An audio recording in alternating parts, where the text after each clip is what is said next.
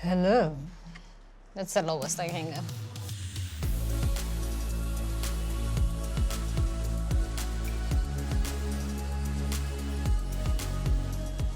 The articles, we're still there. You shouldn't get too hung up on them. Spend rather your time learning more words that will help you be fluent. Articles, unfortunately, they are not going to make you more fluent in German. But I understand your frustration, and today I'm going to share with you a couple fun facts that will help you predict a big amount of words and with the articles at once. Let's dive in.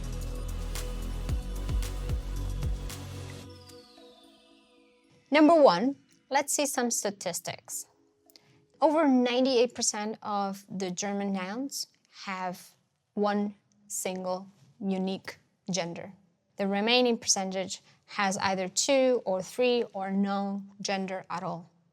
Examples of this are the virus, der Virus, or das Virus is also correct. Of all the nouns with a unique gender, most of them, 46% are feminine, 34% are masculine, and only 20% are neuter or neutral. So the next time you have to guess, you know what your chances are.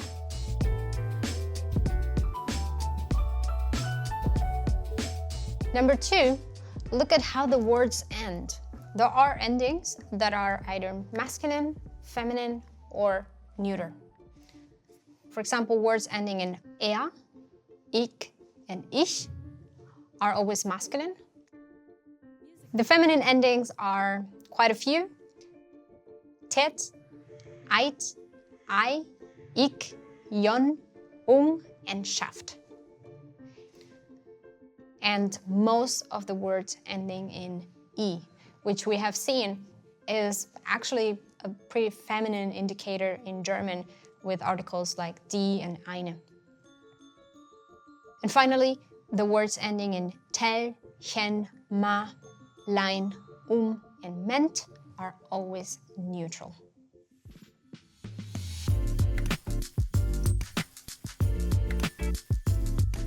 Number three, let's talk about compound words. Those very long words that are made up of several words put together. For example, Arbeiterunfallversicherungsgesetz. What's the gender of these words? It's always the gender of the last word of the compound. For example, die Blume, the flower is feminine, and the Mayflower, Maiblume, is also feminine, die Maiblume. Tag, der day, der Tag, der Sonntag. Zeug, das Zeug, means the thing, and the airplane is the flying thing, das Flugzeug.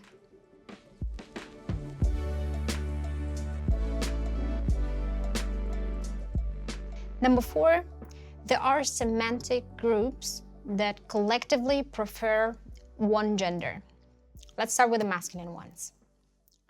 Everything that describes the name of a time reference. The seasons, the months, the days of the week, and the times of the day. The season, der Sommer, der Winter.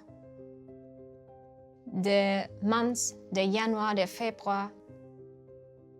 The times of the day, der Morgen, der Mittag, with one exception here, die Nacht. And then the days of the week as well, der Montag, der Dienstag, der Mittwoch. They're all masculine. Probably, maybe, because when calendars and time systems were invented, those were mostly invented by men. So Julius Caesar went even as far as naming a month after himself. So that's only my assumption. Feminine ones are flowers, such cliché, die Blume, but also die Rose, die Tulpe. Every flower name is feminine. And then the numbers. Die Eins, die Zwei, die Drei, and so forth. The neutral ones, which are the nouns that are made out of verbs. And those are my favorite because if you know a verb in German, let's say essen, to eat, You can make a noun out of it pretty easily by just putting a das and capitalizing it. So the food is das Essen. You can do this with any noun, and if you do that, the noun is going to be neutral.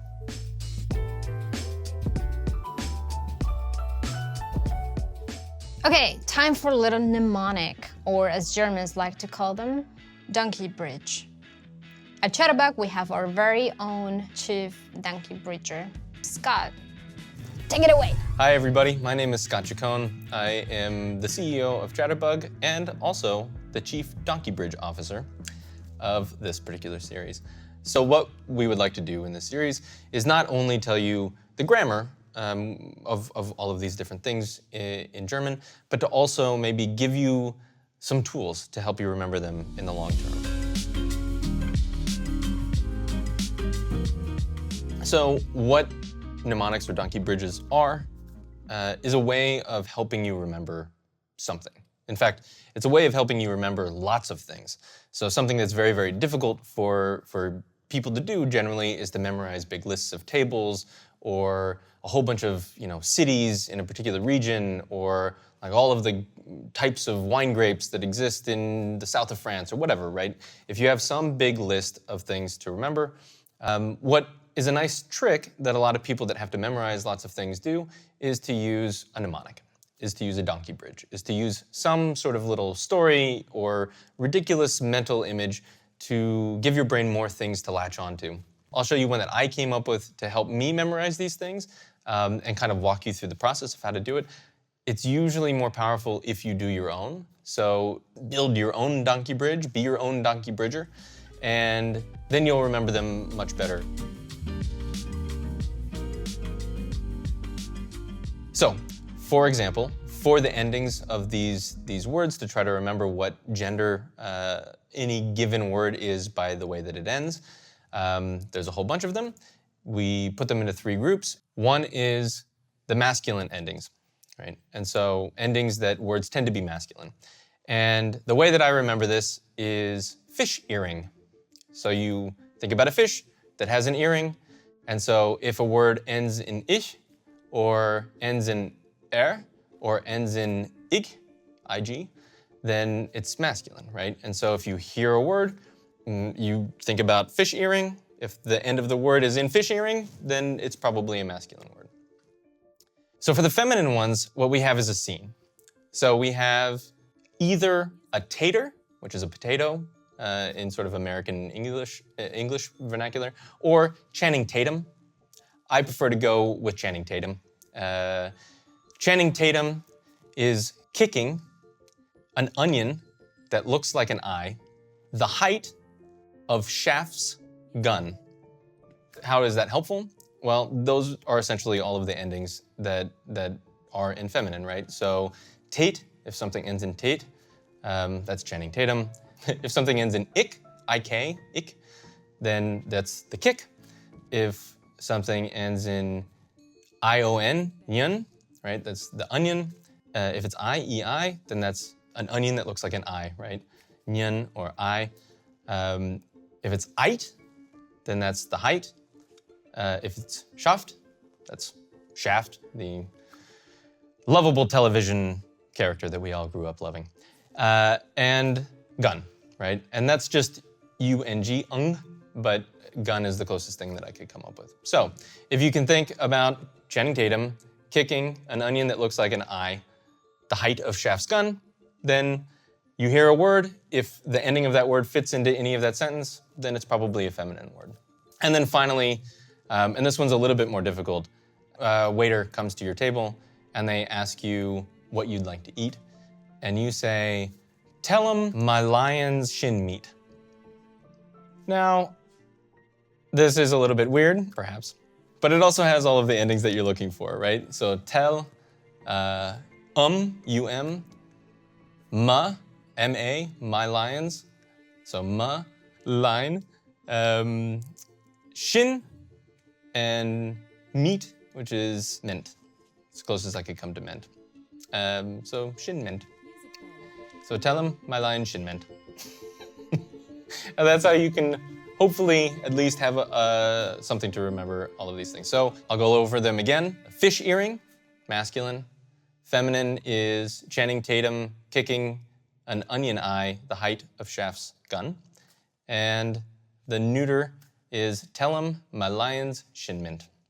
And that's how you can hopefully at least have something to remember all of these things. So what I would encourage you to do, look at all the things that you want to memorize, try to come up with a little story, try to come up with some saying that incorporates all of these things, and you may be wrong or off a little bit, but it really helps you, if you quiz yourself, to be able to go into your memory of these scenes and pull out the appropriate one, right? And that really helps to solidify memorizing a whole bunch of things. That is your donkey bridge for today. And we'll do more donkey bridges and mnemonics in the future. But definitely sit down and try for exercises like this where you have a whole bunch of things that you want to memorize to come up with your own bridge for your own donkey. Thanks, Scott. It was fantastic. And I promise that works. I actually sent him these endings a few minutes before we started recording this. And I said, Scott, you have to come up with a mnemonic. 15 minutes later, I quizzed him, and he was able to pull from memory all these endings. So it works, and I really encourage you to find your own mnemonics.